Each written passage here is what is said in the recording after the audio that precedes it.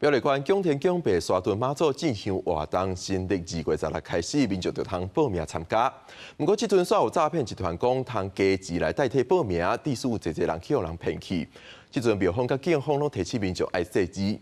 也啦，另外伫咧台中是有负责人透过网络单恋爱，煞有人骗买千万的新台票，落尾是报警处理。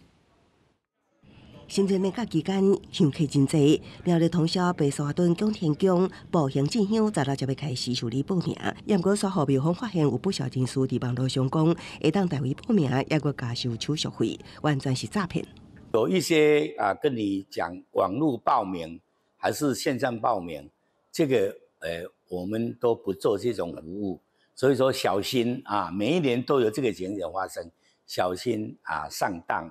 实际来到江天宫柜台，庙方出示报名表，表示进香活动一直是用现场报名方式。信众成功报名了后，就会当领帽啊、面巾、架等标准配备。因为白沙屯妈祖步行进香，去年有超过11万人次报名，今年有计也个会破纪录。苗栗警方特别呼吁千万唔通听信社群网络谣言，以免哄骗。如信众无法到场报名，一定要请熟识的亲友到场代为报名。